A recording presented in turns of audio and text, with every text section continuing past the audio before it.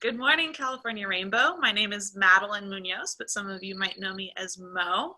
I have been in, I was in Rainbow from 2008 through 2018, something like that.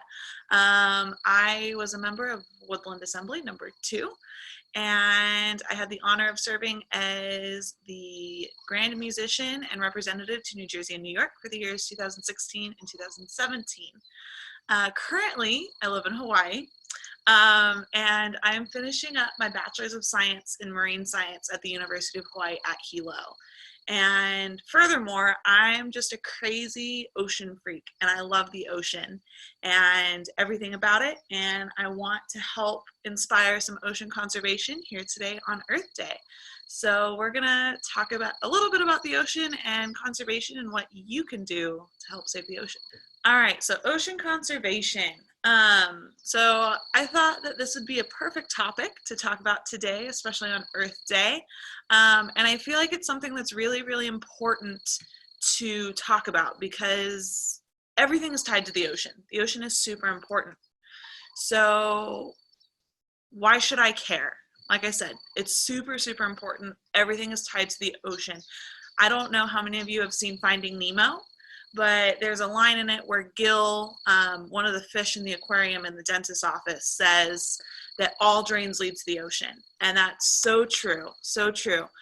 All the drains, all of the, I lost my train of thought, but drains, everything. Land-based stuff all ends up in the ocean in one way or another. So our world ocean is super, super important. So it provides the air that we breathe, climate regulation, transportation. It's a huge part of the economy. It also provides food and medicine. One of my personal favorites, recreation. So we're going to talk a little bit about each of these individual sections here of all the things that the world ocean provides and why they're so important. So first up is the ocean provides air that we breathe. What most people don't understand or they don't comprehend is that the oceans, or the coral reefs within the oceans specifically, provide more air than the entire Amazon rainforest combined, which is absolutely insane to me. So we have, I'm gonna use my little laser pointer. So over here in this left photo, my really good friend Bryant Grady actually took that photo, and he does tons of coral surveys all across Hawaii and even the Pacific. And corals are really, really important because they provide so much oxygen for our environment. What most people don't realize is that this right here is actually a real life animal. Corals are in a symbiotic relationship with a polyp, or a little squishy animal, with algae and with a mineral. So there's three things combined in one. So the algae part in the coral in that relationship is what provides all that oxygen, is what photosynthesizes and makes all that possible. On top of the corals, there's also lots of photosynthesis going on in the ocean, not just with them, but with little critters that float and drift through the ocean, phytoplankton. So the definition of plankton is just a creature that drifts through the ocean. They're really, really small, and that's what we have over here in this photo over here. We have some phytoplankton. So plankton, as I was just saying, just creatures that float and drift through the ocean. So they don't really have any real swimming strength. They can't really propel themselves forward too much. So they really rely on just the currents and the tides drifting them about. But a lot of them, as in the name, are photosynthetic, meaning that they produce their own food. They take carbon dioxide and turn it into oxygen. So these are some of those plankton that do produce oxygen that we breathe. This is another type of photosynthetic plankton. All these little blue dots here in the water, those are called dinoflagellates, and they're really, really cool because they produce that bioluminescence. They glow. So this is a real life image that wasn't doctored or anything. This is just a huge bloom of dinoflagellates, or dinos as I like to call them. And yeah, it's just one of the amazing things about the ocean that I just love. So the next thing is climate. All of the weather, for the most part, that we experience on land all comes from the oceans. So currents transport rain and storms all around the world. So there's tons of currents. There's a whole conveyor belt system that moves weather and different things all across the ocean and all around the world. So most storms actually form over the ocean and then is pushed upwards onto land, and that's how we get our land-based climates and our storms, which is really, really cool. Another thing is the ocean stores radiation from the sun and carbon dioxide, which is really, really important. The ocean is a huge source of heat, and so it absorbs all that heat and helps to prevent the Earth or the globe in total from actually heating up, and it slows down climate change. So without the oceans, our entire world would be so much hotter. I couldn't even tell you how much, because it'd be so much. It'd be a lot. And carbon dioxide too. So there's more carbon dioxide stored in the ocean than there actually is in the atmosphere, which is awesome. And I already kind of just talked about regulating temperature and heat. So yeah, the ocean is really important for the climate and all of the weather that you're experiencing here. So what happens over the ocean causes a chain reaction and causes what happens here on land. Oh. All right, so economy. There's a lot of things that happen in the ocean that are for our economy. So one of the huge ones that I can think of is the oil drilling right over here. This is an offshore rig, and so they send a drill down to the bottom of the ocean, which is thousands of feet deep, and they drill and hopefully tap into oil. So that's just one thing. And then we all know fishing, right? So fishing is a huge source of economic income for us on land. And so, you know, the ocean is a really vast resource. There's also lots of other things like transportation that is a part of the economy as well. That's all ocean-based. And there's also different things like recreation and other medicinal research and different things like that that are all ocean-based. So now that brings me to my next point, is transportation. Especially out here in Hawaii, everything has to be flown in or shipped in. And so the easiest way to get stuff out here for the most part is to ship it in on huge container ships, just like this guy. And, you know, we're not alone in that. A lot of places rely heavily on ocean-based shipping to get things out to them, like food, clothes, toilet paper, medicine, different things like that. So it's really, really important. Another thing too is kind of on the recreational front, but, you know, cruise ships. Who wouldn't love to go on a cruise, right? That's all transportation, taking you from one place to another using solely the ocean. And then food. Who doesn't love seafood? If you don't, I apologize. But I personally love seafood. You know, from the tuna that's in your can that you get from the grocery store to the lobster or the crab that you find on ice in the grocery store that you buy fresh, right? So all that stuff comes from the ocean. It's a huge, huge source of food. Lots of people rely on the ocean for their food and for sustenance. So it's really awesome. So here in this photo, we have an octopus right over here. They're one of my favorite creatures. And they're also quite delicious too. We have a lobster over here, some salmon. We got little crawdad shrimp. We got a scallop over here, a squid. You know, a huge variety of stuff to put on your menu that, you know, all comes from one little place, which I think is really, really cool. And then medicine. Most people don't really think of the ocean as a source of medicine, specifically seaweed. Seaweed has amazing healing medicinal properties. And, you know, here in the United States, we don't really think of seaweed as something that we would pile onto our dinner plates, right? Because when we think of seaweed, we think of the kelp over here pictured in this image, this little graphic, is long green slimy stuff that we find washed up that we don't want to touch because it's so gross, right? But it's actually a superfood. It's super, super good for you. And in countries where they, different countries around the world where they do eat lots of seaweed year round every day, they have fewer instances of different kinds of health ailments like thyroid disease, heart disease, and even different kinds of cancers like breast cancer. So it's awesome. It's really, really good for you. So there's actually a company out here in Hawaii called BioAstin. And essentially what it is a joint support supplement that a lot of athletes out here take. We're going to talk a little bit about sea kelp. So seaweed and kelp are kind of the same thing, but they're just a little bit different.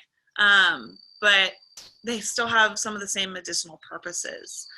So both of these organisms in the ocean are the world's most potent source of iodine, which is incredible to think.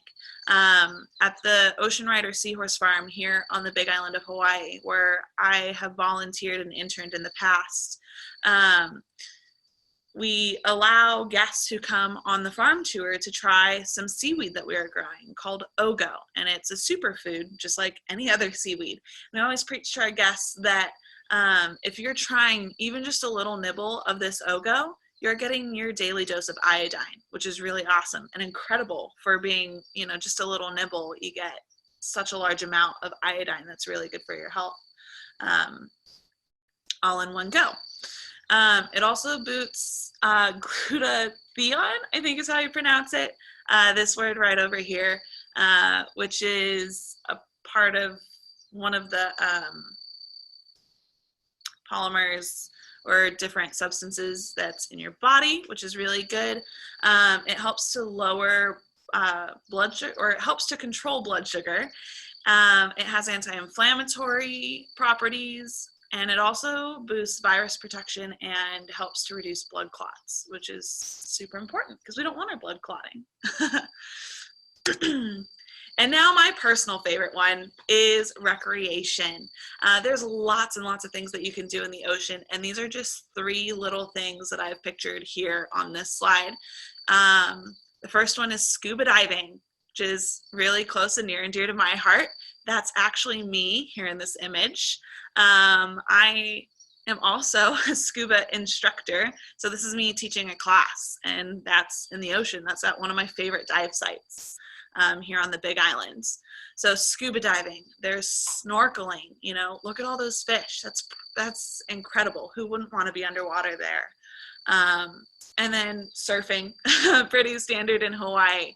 But pretty much any other thing that you can think of that you can do on the ocean, all is included here in recreation. So from kayaking, windsurfing, jet skiing, boating, sailing, there's so many things that you can do on the ocean, which is really awesome.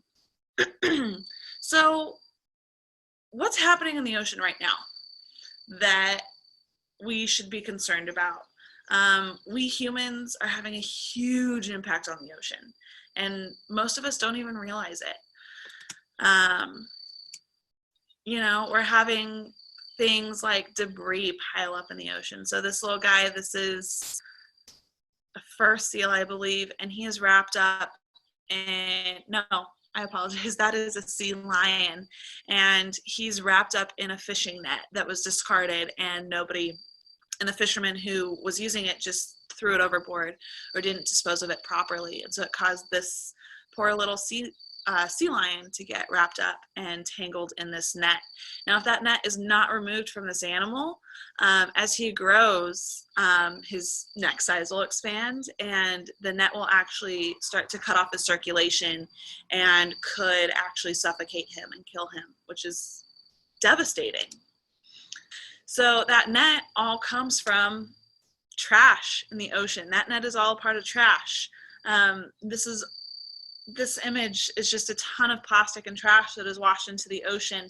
This is actually called the Great Pacific Garbage Patch, which is a huge, huge area of garbage that has been discarded or somehow ended up in the ocean and has all been pushed together and congregated in one huge area in the Pacific. This is everything from, your reusable plastic cups or your plastic silverware or plates or diapers or candy wrappers, chip wrappers, like just a ton of eclectic stuff over here, and even the fishing nets as well. Another one is oil spills. This is from the BP oil spill from 2010 in the Gulf of Mexico. One of those oil drilling rigs that we talked about earlier actually exploded and leaked oil into the Gulf of Mexico. So all of this right in here, this orangey red area, and even this black area too, that's all oil that got spilled into the ocean. And we're talking like thousands of gallons that were pumped into the ocean just from that one rig, which is horrible. We're going to ignore this image for a second, but this is the result of that oil spill on the wildlife. This poor little seabird, got caught up in that oil slick and now can't fly. And if humans didn't step in and rescue that animal and clean him up, then he would have died, because he wouldn't have been able to fly. He wouldn't have been able to hunt for his food. It just would not have been good for him. And now for this image. This one is one of the most devastating ones to me. This is actually, I believe, some screenshots from a video that was circulating YouTube a little bit ago, and even Facebook, of a sea turtle that had a plastic straw stuck up its nose. And these ocean conservationists had seen it, pulled it onto their boat, and tried to pull it out. They didn't realize what it was until they got it all the way out of his nostril. So as you can see, this is, 4 to 14. So that's 10 centimeters long, or 10 millimeters. That's a lot. It's about almost 6 inches. And that was stuck all the way up inside this turtle's nose, all the way up in his head. And that's just horrible to me, right? All for a plastic straw that you use once. So these are just some things that are happening in the ocean as a result of us humans. Some of the ways that our actions are impacting the ocean. So now you may be asking, what can I do? This is horrible. What can I do to help protect the ocean? And there's no short answer to that. There's actually lots and lots of things that you can do to protect the ocean. One of the big ones is you can donate to and support conservation efforts. There's a ton of them out there. And these are just a few of my favorite ones. Some of the conservation efforts is pretty much just donation. You just send them your money and they use your money to work on whatever their project is, such as the Nature Conservancy. But some of them also allow volunteers. So if you want to come out and volunteer, like the Nature Conservancy again, I've actually volunteered for them quite a bit. There's a site that they manage out here on the Big Island called Kiholo Bay, and it used to be a really plentiful fish pond that the native Hawaiians used. And now, because of imperialism coming into Hawaii and lots of other things and climate change, that bay was actually degraded.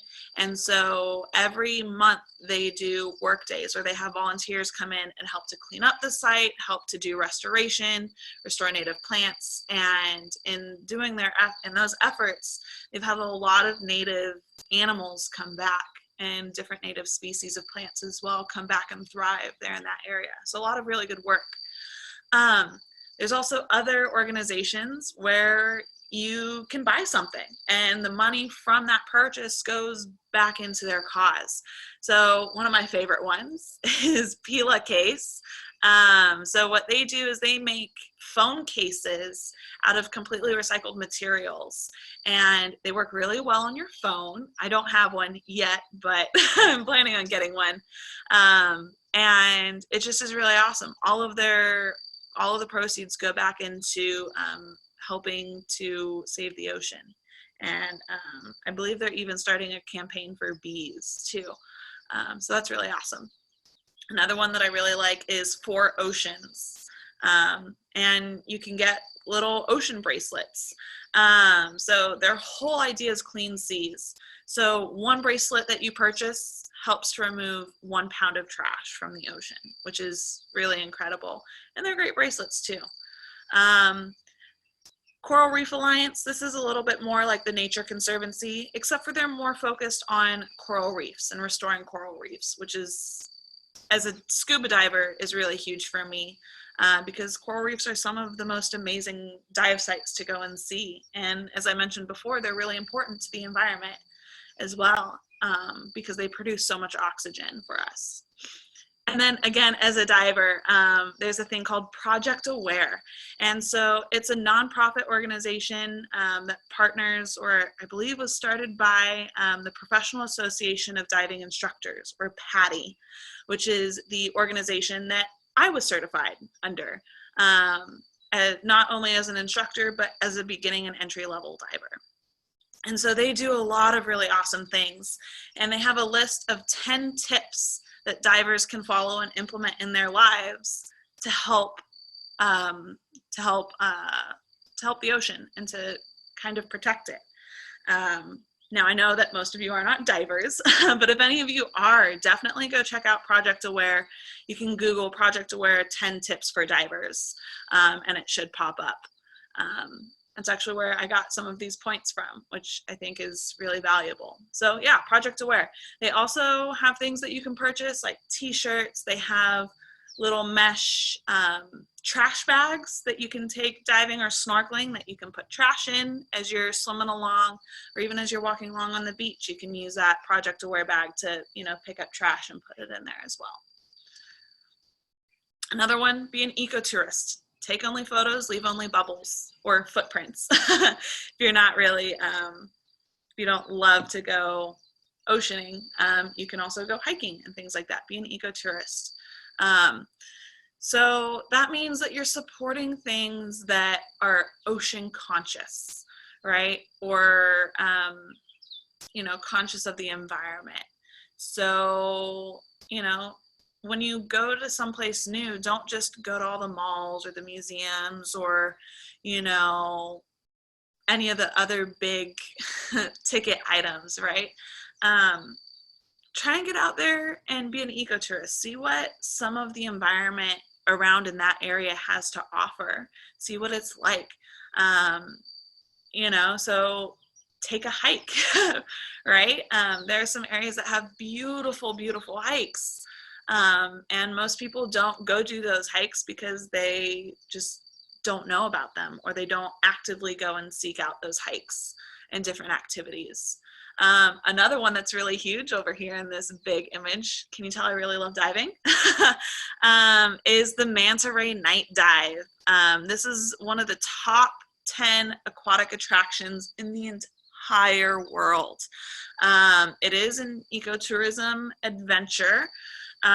Because really the operators who run this night dive and even night snorkel, for those of you who don't snorkel, they're really conscious about the conservation of these manta rays, and they really want to protect them and the ocean. So yeah, go on some of these adventures. These are just 2 examples. I know most dive resorts are ecotourist locations. One thing that is really important to remember, though, when you are being an ecotourist, is you don't want to just, look the part. You actually want to do it. So that means, bringing a reusable water bottle, right? One that you can fill up time and time again. Make sure that your sunscreens are reef safe or environment safe. They don't have any of those chemicals that would be harmful to the reef or to the oceans, especially if you're doing a dive. I know you may not need it on the night dive, but if you're doing other dives or snorkels, make sure that you're using reef safe sunscreen. And just be really conscious about the things that you're using and that you're doing when you're doing these adventures. Again, take only photos, leave only bubbles. So don't go and take all these shells and rocks and sand. Just leave that there and take photos of it instead. Other one, become a debris activist. This is huge. There's tons and tons of trash, as I'm sure most of you know, just by walking down the street. There's tons of trash out there, and we all need to do our part to clean it up a little bit. So as a diver, I vow to take only trash and leave only bubbles, right? So if at any time I'm diving out on the reef or at any dive site, as a matter of fact, and I see trash, I go ahead and I pick it up. I have a special pocket in my gear and even a bag that I carry most times where I store all that trash so that at the end of the dive, I can take it out of the water and I can throw it away. I can properly dispose of it, take it out of the ocean. Another one too, beach cleanups for those of you who don't dive. You know, there's tons of beach cleanups all the time, honestly. And it doesn't even have to be an organized beach cleanup like this one here in the image. Anytime that you're on a hike or walking on the beach or whatever, if you see a piece of trash, just pick it up. It's really not that difficult. I've even gotten to the point to where I start to keep a bag in my car so that if I go anywhere, I can grab that bag and if I'm on the beach and I see, you know, like a used plastic fork or an old water bottle or a can or anything like that, I can just go ahead and pick it up and put it in my bag. And, you know, leave the area that I was at better than how I found it. Another one that is really huge and relatively easy to do is to make responsible seafood choices. I'm sure most of us have heard of the Monterey Bay Aquarium, and I'm sure some of us have even been there before, being from California. But they have this really awesome program called the Seafood Watch. And so they've done all of the research for you and determined which seafood was either sustainably caught or raised. And it also tells you if it was caught or raised. As you can see here, this is an example of the Seafood Watch card that they distribute. So they take all of their research and they divide it up into 3 different categories: green, yellow, and red, for best choices, good alternatives, and things that you should avoid. So green, of course, is your best choices. So it gives you the entire list of things that are really good choices for you to eat that were either sustainably caught or raised.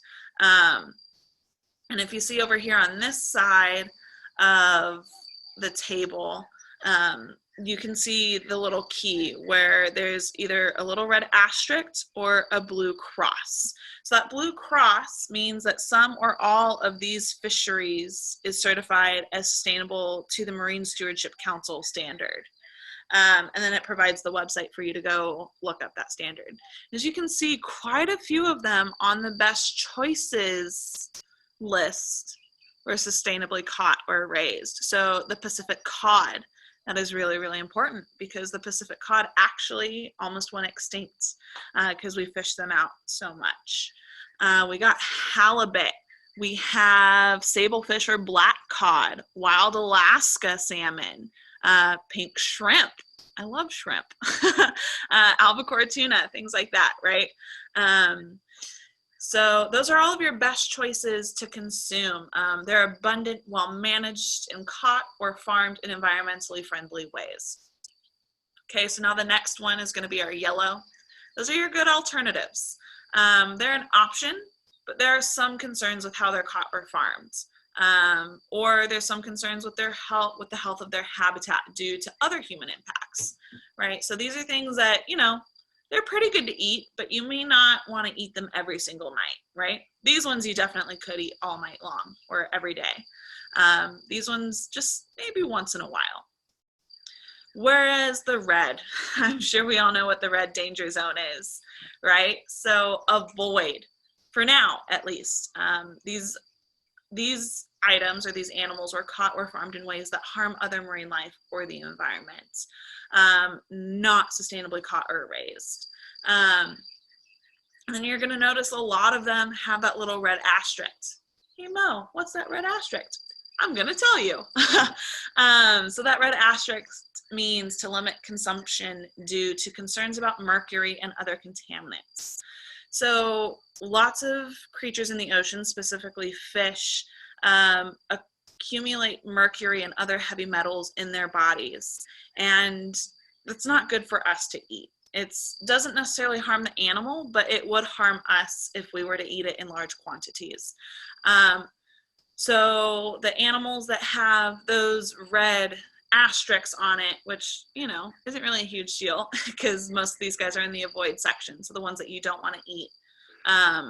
You know, most of them have those red asterisks, like the sturgeon caviar, the Chilean sea bass, dogfish, marlin, sharks. Yeah, people eat sharks, which is devastating to me. But anyway, so that's just kind of the basic breakdown of how the Monterey Bay Aquarium has this program organized. But if you can't find any of these cards, they have an app for those of you who have a smartphone. Let me tell you guys, it is absolutely free. Sorry, that was one of my really corny jokes from the Seahorse Farm. Anyway, it is free. You can download it for either Android or iPhone. I believe it's available for all phones, actually. You know, just go to your Google Play Store or your App Store and download it. Just type in Monterey Bay Aquarium Seafood Watch, and you can download this app, and it'll tell you all of the same information and then a little bit more. What I find incredible and useful about the app is that once you get to know your area really, really well, you know what are your best choices, good alternatives, and things that you should avoid in your home area. If you decide to go on vacation, I know not right now because of COVID-19, but if you decide to go on vacation in the future to, like, maybe, let's say, Hawaii and come visit Mermaid Mo, you can actually GPS your location, and it'll give you all of the exact same information as before, but for that area as well, which I think is super awesome. So it's like a little cheat sheet that the Monterey Bay Aquarium has stuffed into your phone so that you can have it in your back pocket. Now, I'm in college. I wish I had a cheat sheet for all of my classes in my back pocket that somebody else devised for me, right? Wouldn't that be awesome? So yeah, make responsible seafood choices. Just be aware of what you're eating. And, you know, if you know that it's something that you maybe shouldn't be eating, then make a different choice. And then I'm sure most of us have heard this our entire lives, but we gotta follow the 3 R's: reduce, reuse, recycle. Wherever you can, do these 3 things. Reduce the amount of single-use plastics that you're using, you know, so instead of going to Starbucks or McDonald's or whatever and getting just their standard plastic straw, maybe instead have a reusable straw. There's reusable plastic straws, which are awesome. They may not be the best, but hey, they're reusable. Or even a metal straw. There's lots of companies out there that are making metal straws that you can reuse, which are really awesome. I have like 6 of them that I use all of the time. So yeah, just reduce and make conscious choices, because that plastic straw from Starbucks could end up in a sea turtle's nose, right? Another one with reduce, or another one in these 3 R's is reduce. I'm sorry. You know, just be conscious about the single-use things that you're using. I'm not saying that you have to cut out all single-use plastics or papers or whatever, but try and think of just 1 or 2 things that you can reduce the use of, right? For me, that's paper towels. I just don't use paper towels. because that's just more trees that are being cut down and just more paper that's being wasted, all because we just want to wipe up a mess and throw it away, right? So I use dishcloths and towels and things like that instead of a paper towel. That way, when I'm done using it, I just toss it in my washing machine and I wash it right then and there. Now, another one is recycle. Always, always, always recycle if you can, right? Obviously, there's some things that you can't recycle. It's not recyclable, but where you can, absolutely recycle. Whether it be your aluminum cans, plastic water bottles, things like that. Definitely, definitely recycle. So, oh, I'm sorry. I just realized that my whole paper towel bit was about reducing, but reuse. So anything that you can reuse, absolutely. So for me, if I go to the store and I get like sour cream or something like that, I use all that sour cream and then I wash that container and I try and use it if I can. Or like a jar of pickles. I have a ton of pickle jars and all my friends and my family think that I'm crazy, but I absolutely reuse those pickle jars all of the time. In fact, I keep salt in one of my pickle jars. You know, they're really great Tupperware or storage containers for food. You can even decorate them and make them like a really cool like little vase or vase for flowers, or you know, there's so many things that you can do, not just with pickle jars, but lots of the things that you use day in and day out. So yeah, absolutely be creative and reuse whatever you can, repurpose them. All right, now we've talked about so much stuff already. So now I have a challenge for you, California Rainbow, okay? I would like to challenge you to make a change now, all right? It doesn't have to be huge. You don't have to implement everything that I've already talked about and get creative with it and implement more. No, I challenge you to change one thing about your life that would benefit the ocean. That would be, you know, things like saying no to single-use plastics, like straws, Ziploc bags, and plastic cups, and grocery or produce bags. The produce bags is one of the things that I personally say no to every single time. So when you're in the grocery store and you're picking up your head of broccoli or asparagus or whatever, instead of reaching for one of those plastic bags that is just oh so conveniently on that roll right at eye level, you just put that produce in your cart. You don't need that bag. It's rather unnecessary, right? So say no to those single-use plastics. And if you are to use them, only take a couple, you know, only use them for one grocery run and then reuse them for the next, right? So instead of, you know, taking a new one every single time, bring the ones from your last grocery store trip with you and reuse them. All right, another one, use less paper products, less paper towels, less paper plates, right? Another one is a really great way to reduce your carbon footprint in general is walk instead of drive. If it's someplace close, go ahead and walk. If you can. I understand that not all of us are physically able to do so, but absolutely, if you can walk, absolutely do it. Not only is it good for the environment, but it's also good for you because you're getting fresh air and you're exercising and, you know, it's just good all around. Another one is to plant a tree or a garden. That all helps. Every little bit helps. So, you know, especially with a tree, if you plant like a little sapling now, yeah, you may not get to see it grow into the big, huge, tall, towering tree that you would love to see, but the future generations will, and it'll help the environment immensely. Even just one tree will help so much. Pick up trash if you see it on the ground. I know I've said this like 500 times already, but if you see trash, just pick it up. It's, you know, one of those simple things that you can do to help the environment. And then lastly, make sustainable choices. Make sustainable seafood choices. You know, use that Monterey Bay Aquarium app. Do your research. Know what you're eating, right? Because not only will it be good for the environment and the oceans, but it'll also be good for you in the long run. now that you guys have learned all about ocean conservation in a nutshell, I would really like you guys to post about your challenge. Post about the thing that you're choosing to change in order to help the environment and the ocean specifically. So what I'd like you to do is get on social media, get on Facebook or Instagram, even Twitter. I'm on Twitter if you have Twitter. And what I would really like for you to do is to post about what you're choosing to change. You can say something like, I pledge to not use plastic straws anymore, or I pledge to not use paper towels, or I pledge to pick up trash every time I go outside, right?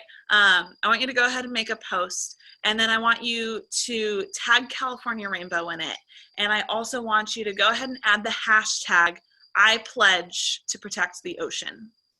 That way, you know, I can go on and I can see all of the amazing things that you guys are choosing, that you ladies, sorry, that you ladies are choosing to make a change on, and that all of the efforts that you are doing to help protect the ocean and the earth in general.